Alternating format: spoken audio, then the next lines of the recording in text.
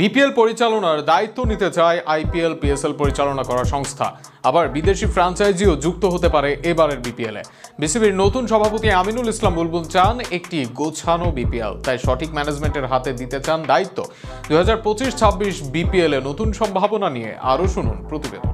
Bangladesh premier league এক যুগ পেরিয়ে গেলেও কাঙ্ক্ষিত পেশাদারিত্বের ছোঁয়া এখনো পায়নি। আসর যতই হোক, প্রতিবারই শিরোনামে উঠে আসে অব্যবস্থাপনা, সমন্বয়ের অভাব আর সংগঠনের দুর্বলতা। মাঠের পারফরমেন্স ছাপিয়ে প্রায় বিতর্কের কেন্দ্রে থাকে আয়োজন ও পরিচালনার দিক। এই দীর্ঘসূত্রিতার অবসান ঘটাতে বড় এক সিদ্ধান্ত নিতে চলেছে বাংলাদেশ ক্রিকেট বোর্ড। পরবর্তী বিপিএল এর সম্পূর্ণ ব্যবস্থাপনার দায়িত্ব দেওয়া হবে একটি অভিজ্ঞ পেশাদার ইভেন্ট ম্যানেজমেন্ট প্রতিষ্ঠানের হাতে। আগ্রহী প্রতিষ্ঠানগুলোর কাছে প্রস্তাব আহ্বান করার পর ইতিমধ্যে 5টি কোম্পানি বিসিবির সঙ্গে যোগাযোগ করেছে। আশ্চর্যের বিষয়, এদের 4টি বিদেশি। এই বিদেশি প্রতিষ্ঠানগুলোর পেছনে রয়েছে আইপিএল ও পিএসএল এর মতো বড় টুর্নামেন্ট আয়োজনের অভিজ্ঞতা।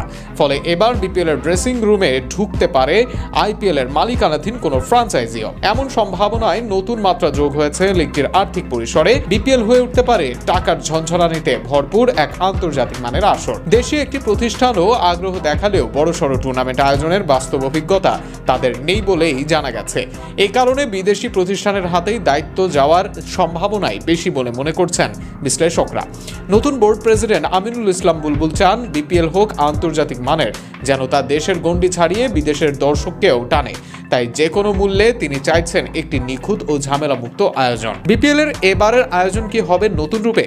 বিদেশি পেশাদারদের ছোঁয়ায় বদলে যাবে কি লিগের চেহারা? সময়ই বলে দিবে সেই উত্তর। তবে একটি বিষয় নিশ্চিত, বিপিএল এর ভবিষ্যৎ এখন বড় এক মোড় ঘোরাতে চলেছে।